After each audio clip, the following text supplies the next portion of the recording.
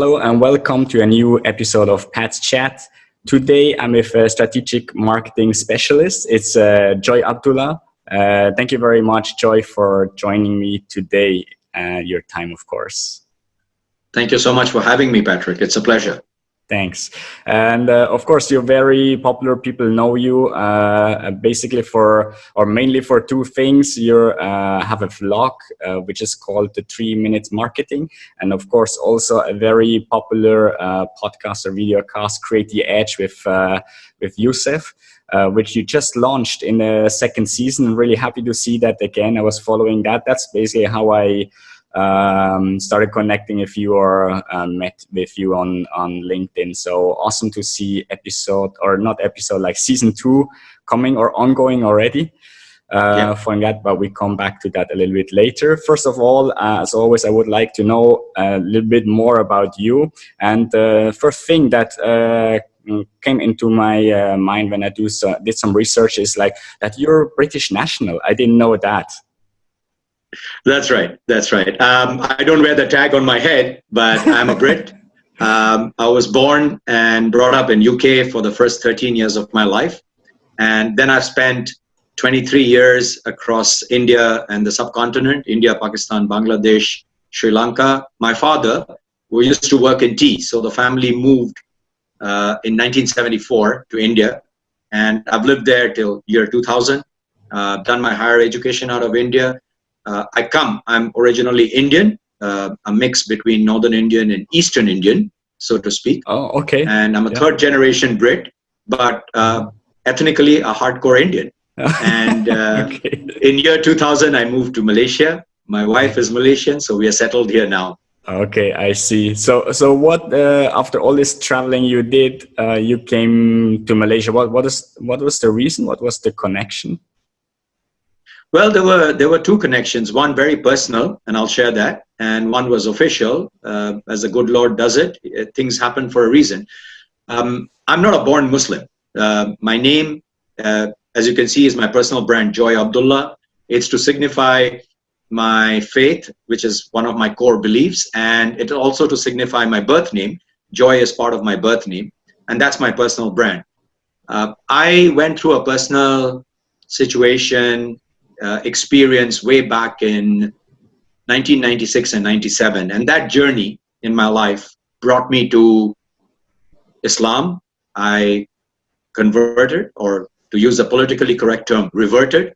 And the next thing that happened is I wanted to be in a place where I could be a practicing Muslim, and professionally I had the opportunity to move into a strategic planning role in the year end of 2000, and that's what brought me to Malaysia. I found my other half and soulmate, so to speak, in Malaysia quite a few years down the line, and well, here I am. I mean, I've settled down. House is here, home is here, heart is here. I have lived and worked across 17 cities and out of 18 homes. And For those who are watching, there's a little profile story called My Story in my LinkedIn profile, under my profile summary. That'll give you the background. Wow, awesome. So almost 20 years now in Malaysia. That's right. Yeah, that's right. And the question I always get asked, like, oh, why Malaysia? And then the second one is like, what do you like most about Malaysia? Well, you see, every place has its own beauty. And I think, to me, this might be a bit altruistic, but Malaysia is God's blessed country in many ways. Probably this current crisis that the globe is facing, this pandemic, is one of Malaysia's first ever big hit crisis, so to speak, as a country. So this land is blessed in many ways. It's beautiful in its nature. It's beautiful in its food. Of course, my wife is Malaysian, so I have to say it's beautiful in its people. But yeah, it's a very, very, having lived in many places, it's grown. It's home. I mean, it has a certain vibe in its environment. People are very hospitable, gracious, and that's what makes, where your heart is where your home is. That sounds good. Yeah. Maybe I will make it 20 years here, then I can answer the very same. I'm sure.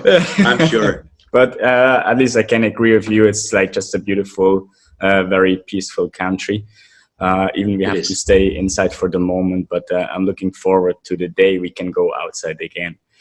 So It will happen. yeah, awesome. So let's come directly to the point, like of your expertise, because I think you have a lot to share in this area. Marketing, that's your baby since ever, and well, I think we can recognize you really as a marketing guru. How did you get into marketing? What was your motivation to start in marketing? You wouldn't believe this, Patrick, but I was in B school. I was finishing my B school, and this was towards the March, April of 1986, that far back. So you can now gauge my age. I spent 3 decades in career. Well, I was all ready for a pinstripe suit and going and working in Forex in a bank. I was specializing in finance, and I had a career path that I had discussed with my father, who was my idol and mentor, to go into Forex, M&A, get into banking, and well, basically everything was mapped. And I had a dearly beloved head of marketing faculty member in the B school who's no longer with us, I think, at the moment. But he called me in and he just told me, go for this interview because this company, this ad agency has come to campus for the first time. And my minor was marketing. And in that minor, I had one paper of advertising way back in 1986. I was finishing. And so I said, all right. I mean, I went for the interview. It was good. I wanted to get interview experience. I was just coming out of B school. Getting a job was like, nobody, really important. I went for the interview and long story short, the next thing I knew, I had an appointment letter. I had a call. I went over to the office after the interview. I got an appointment letter and I looked at that letter and it was 800 pounds back then. I was like, you must be kidding me. That was a lot of money. Trust me, for a young guy. I was just turning 25, 800 pounds. And it so happened that I started, I took up the role. I went into the advertising and it's like duck takes to water. The next time I sort of lifted my head and I opened my eyes was 18 years later. I had, gone through the entire rung, the rut and everything. And that's literally how I went into marketing. I went into the advertising. I learned the ropes from ground up. I came out of advertising for just about 3 years to do some sales, actual electrical appliances sales, to understand the sales cycle. Went back into advertising. So that's where my love affair with marketing, as I call it, started and has continued. And I hope it will till I end my days. Yeah, okay, of course. I see you're very successful in that. So why change that? And since 86, you said, so that's 30 years. I can imagine that in 30 years, a lot have changed in marketing. How this is being done, above all, maybe the digitalization, right? So going to digital marketing, but what other things have changed? What could you see that have fundamentally changed in marketing over this long period?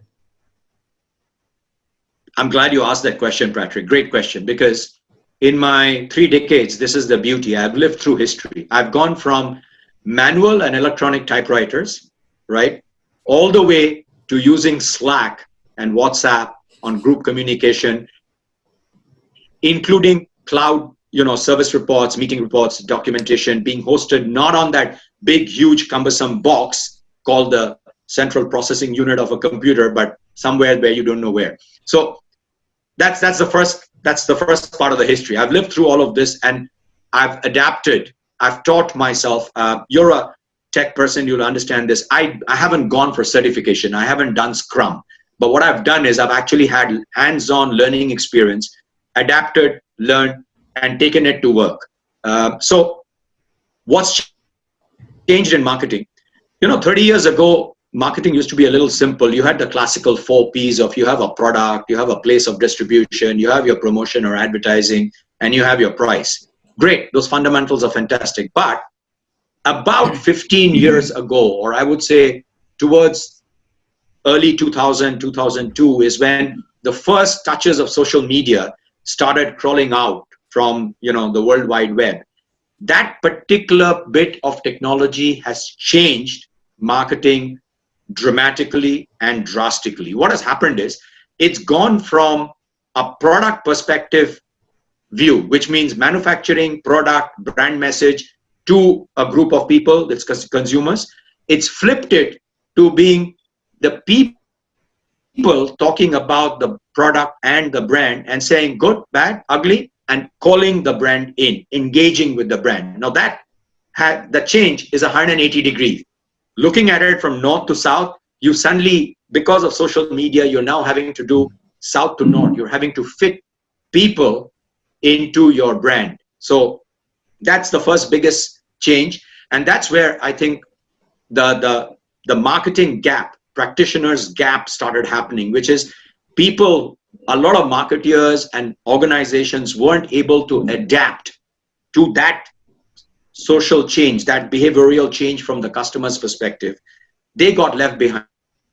And my best example for this is, if you take a look at, the Forbes top 20 brands or top 100 brands in the last 20 years, all right, and go back another 10 years, you won't find top 10 brands of the 90s showing and featuring in the top 20 brands today, right? In fact, a lot of the top brands weren't there. And a lot of the top brands like Nokia and Kodak then are gone. They're no longer in existence. So that's transition, that's the change. And I love this because what has happened is social media has allowed for customization. Yes, it's created a lot of tech. And they say the marketing job has become difficult. Absolutely. If you look at it as it's difficult, it's difficult. But if you look at it as you can now profile your customer even better. And that's where, honestly, my forte and my strength is. My strength as a marketer lies in understanding the behavior and the who of the customer or the community. And then taking that and seeing what's in my brand from a value perspective that can engage and be relevant to this community and start creating engagement. That's the stage 2. The stage 3 is that earlier, 20 years ago, I would say, we used to sell, literally SELL, product, brand, price, buy me because I have a better XYZ product feature, all right? Today, it's actually necessary to do a conversation, a social conversation, to say, Patrick, do you think you require X? And X is a need that associates with your value, with your behavior. And you say, yeah, Joy, I might be thinking about that. Great, you know what? I tried B. B sort of gave me A and Z. So you see what's happening here. There's a social conversation in a community using social media, communication tools. We're talking about a brand and a referral is happening. That is where the change has happened. I would say a paradigm shift has happened, which is you cannot give a one-way buy me because XYZ features. Technology has made every single product, B2C, B2B, parity, absolute parity. The edge, the difference is now how well can a brand engage the community. And that's where, again, the second part of my expertise comes in, which is that engagement is actually an experience. See, you and I are talking, we're having a chat. It's Pat's chat. Both of us are right now unknowingly having an experience. I'm having an experience of talking with you and to you, and you're having a similar experience. And when we go away, it's going to leave what we feel about our respective personal brands as a perception in our memory. And that perception is influenced by our interaction right now. So what we are actually doing is a conversation which is helping each other create a perception about our own personal brands. Well, basically, I'm currently just learning a lot, you know. So for me, it's of course you're right. It's a great experience. And now we just mentioned like one important term, that is the branding or the brand experience. And maybe we can stick a few minutes to these terms, because branding and marketing is sometimes used like interchangeably and or in the same sentence. However, it is not the same thing, right? And a lot of people try to give a definition. What is branding? What's marketing? What is your take on that, or what is your definitions? How you differentiate branding and marketing? Thank you for asking that, Patrick. Really, thank you. I think I'm going to break it into three bits over here: brand, marketing, and experience. And let me explain that. And this is my experience base is across Asia Pac. I come with an experience base from the east of the Suez Canal, the Middle East, from Dubai, Bahrain, going all the way up to Hong Kong. I haven't done work in Korea. I haven't done work in China. Neither have I done work in Japan. So I'm leaving those markets out. This is based on brands across 9 industry verticals that I've managed, grown, helped. There's a myth, and a lot of businesses, corporates, SMEs, national organizations, government-linked organizations, businesses of any size and shape. The first myth is a brand is not your logo, and the brand is not the logo design and not its color, right? A brand is actually a summation of a lot of things, right? So it has leadership, culture, employee engagement, employee advocacy, employee experience, user experience, customer experience. All of it comes down to the experience. And I'll cover that when we come to experience. So a brand has to be treated and is actually a virtual living entity, right? Let's take any brand that you want to name. Today, why is there a specialized line in marketing called personal branding? What are you doing? You're taking your name or a nickname and you're creating an identity where you stand for something. And that's what branding is all about. Branding is about communicating a value that you really believe in. And that value from a business perspective comes from why are you in business? So there's a change in business thinking that we have to take on board. For 50 to 80 years, the world has run business from a manufacturing perspective or an industrial age perspective. So if you look at all our businesses and our operations and everything, we are linear. We are set up in silos and functions, right? In that, marketing has grown from the 50s with the 4 Ps, the product, place, price, promotion kind of a idea, to say product features, therefore you buy me. Price as an advantage. Now it's come to a people-centric. As we've moved into 2002 and today, marketing is all about people. And this is where a classic theory comes back. Business at the end of the day historically started because one person had something that another person needed. So you exchanged, and then came in money as an instrument, or it used to be barter. So marketing, in my opinion, in my experience, it's all about engaging the prospect or the person you want to be in your community. And I use this very, very clearly. I don't say customer and I don't say employee. I say a community, because what a brand needs to do is it needs to build a group of people that become its ambassadors, within quote, fans, so that they talk about the value of the brand. It's not what you say that matters. It's what they say when you're not there. And I think this is a quote from Jeff Bezos, but that's branding. Branding is the perception, the value that one has of a product or a service through the experience that service and product has given him or her. In a nutshell, that's branding. Marketing is taking that message and the activities related to how you influence that perception to the ground, to the people. So this is where you have digital marketing via social media, web marketing, and we've got a lot of specializations in these areas, as you know. So under digital, you'll have social media marketing, and in social media, you'll have content marketing and all of that. But marketing is basically, in a sum, it's about engaging that community, identifying who is the right customer, who is the right employee, profiling it, bringing that customer and employee into that community. And then comes the last point, delivering an experience that becomes so unique that only you and I together as a team can deliver to our people. And no joy, no pat, sorry, nobody can deliver. So there's two advantages here. Within an industry, every company, if they approach it from this perspective, you're creating a strategic differentiator where your brand experience is concerned. What you deliver is very different from your competitor B.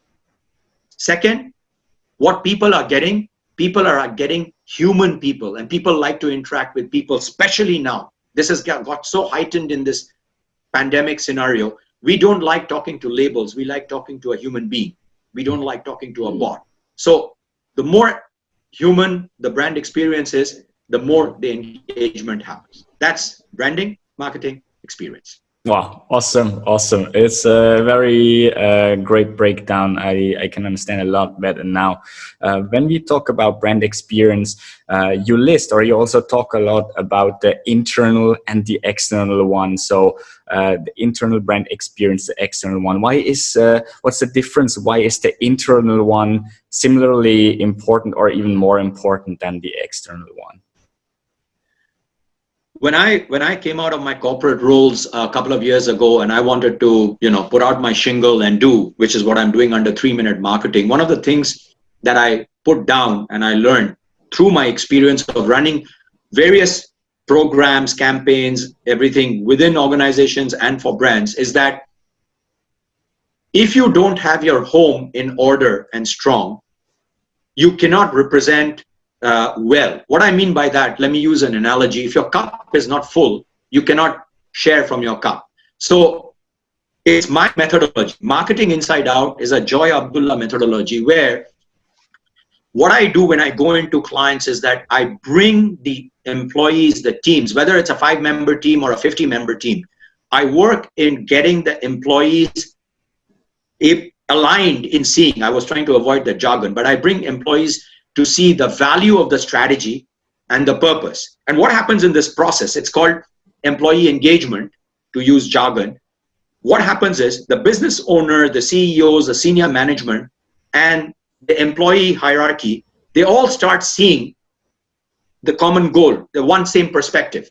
And when they see that, they say, so I understand now what I'm supposed to do in my role for the benefit of the company, which means for the bigger purpose. And that I then take it down into creating advocacy. And how I do creating advocacy is select a group of few employees whose personal brands are communicated out on behalf of the business brand, all right? In their personal capacity, sharing stories of what they do. So one of the things I write in my process, it's in my profile, is I use 3 things: data, collaborations, and stories. What's the data? There's 2 levels of data. One is the customer data, one is the sales data. Customer and sales data is one, and the second is employee data. I need to know employee psychographical, attitudinal, behavioral, and personality traits to be able to select the right attitude to develop as a personal brand. And I need the customer and sales data to know where is the customer, who's the customer, where does sales happen. The second thing I do is I create cross-functional collaborations. It's not just the marketing people, it's not just the sales people, but I'll bring human resource, I'll bring finance, I'll bring other functions, bring a team in that employee advocacy pool who talk about what is it that they do. Why do I do that? Because for the business brand, it's humanizing the brand. There's a face. There's Patrick and Joy talking about the Pat Show. Pat Show is the brand represented by these 2 people. But each is talking, Pat is talking on technology, Joy's talking on marketing. So that's what goes out. When you do that, what happens is the third leg, the stories, they become real. They actually become honest. They become, even if, we tried to deliver service today and we couldn't, people don't hit your brand with it because you are being human. Humans are not perfect. So I first create that from the inside out. I build it. I must add why I do that is I support organic marketing campaigns. I'm not an advocate of paid advertising until the brand reaches a certain threshold, and every industry, the brand has a different level. So this process that I recommend, it takes about 7 calendar months for an organization to get done. So my projects are usually about 8 to 10 months. And in a couple of projects that I'm managing now, I'm in an advisory supervisorial capacity. So I build the inside out, and then I take these stories out and then hand it over to a content marketing, social media marketing team to actually run the company's social media accounts for them. So there's personal branding, there's company brand content development, and then employee engagement. All of it comes together. For anybody who's watching this show and wants to know more, please visit my profile. You'll get it on my profile summary. Sure, yeah. And well, I will share the links also here, of course, to both the 3 minutes marketing, above all, where you share all this very valuable information. We come to an end of this talk, but one thing I still wanted to discuss with you. I mean, did you see over the last 1 or 2 months, like when we start to have this crisis of working from home, any really awesome example of marketing or branding out there, like in Malaysia specifically, or in the world that caught your eye and you thought like, wow, that was really brilliant of the company using the crisis for their marketing? Yeah, one comes to mind, not in Malaysia, and I'll come back to that, but there's a Nissan car ad about stay at home. I think it played in the Middle East and it played in India, if I remember correctly. It's a beautiful ad, no product, no nothing, with a lovely storyline of deserted streets, with some squirrels, animals, and all using the streets when people are not there. And the message was stay at home, stay safe. But that's a beautiful example that stuck in my head from a viewer's perspective. That I came across that ad, I saw it, I loved it. It's from Nissan. It's a brilliant ad, really brilliant ad. Across the globe, I think every country, every place has had a certain stage of, from China, where we started in January to now. Every country's sort of been trying to play catch up with the pandemic. That's number one. And as a result, as they're playing catch up, the businesses has also been trying to grapple with what do I do. And the first thing is, being a business owner, it's the top of mind fear is, how do I pay? How do I manage my business? Where's my revenue? And, I've advised a couple of small businesses where literally when Malaysia started its lockdown, in the first 2 weeks, the business's revenue went from X to zero, literally zero, and really small. They're 5-man, 6-man, 2 units. And it's only last week that while having discussions with me, they figured out an advantage. They figured out how they could use the delivery services. And as luck would have it, they're starting to get their daily orders back. And one of them is a baking business. And I'm hoping to bring out a case study on that once I get some more data. I'll publish it on LinkedIn. But all businesses, I think, are now trying to look at, first, how can I safeguard my people and my business? And obviously the first reaction is of fear, because no revenues, no support, and they're all applying for government stimulus to go forward. Some have started, I haven't come across in Malaysia, but in UK, in Switzerland, in Germany, even in US, Australia, these places, India, some of the different categories have started putting out marketing. But the marketing, and I really appreciate that we are seeing why it's so important to do it.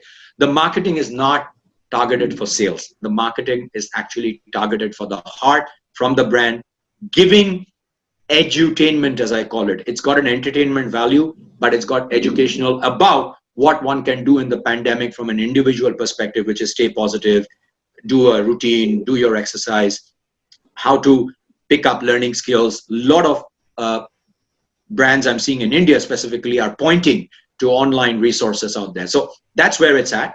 And I'm going to wrap this bit up to say, people will throw bricks at me for saying this, but this pandemic is a boon for the entire mankind. For millenniums, we've not had the chance to pause. What this pause is doing is actually forcing us to look at doing everything differently, from an individual perspective, from a professional perspective, from a work perspective. And all these three are coming together in one. In my 4 to 5 weeks in this lockdown period, I'm seeing people are more humane. There's more people centricity in the form of kindness and compassion. That's starting to come up front. And those are two attributes that have been really missing in business, at least in the last 30 years. That's what I can say, Pat. Wow, I think that's beautiful words to wrap this up. Really, come to an end with this chat and this talk with you. Thank you so much, Joy, for sharing your really valuable insights and knowledge, your experience with 30 plus years into marketing. Really appreciate that. Thank you so much for having me, Pat. It's been a pleasure and an honor for getting this privilege to share my background and my experience with you. Thank you so much. Thanks to you. And please don't forget to connect with Joy in LinkedIn. I will share his profile for those not connect with him yet. And also follow his 3 minute marketing 3 minute podcast. marketing. Yeah. And of course, also to Create the Edge. Awesome shows with really, really a lot of valuable insights. So thank you very much for watching this one. I hope I see you next time with a new episode of Pat's Chat. Thank you very much, and stay safe. Have a great day. Thanks, Joy.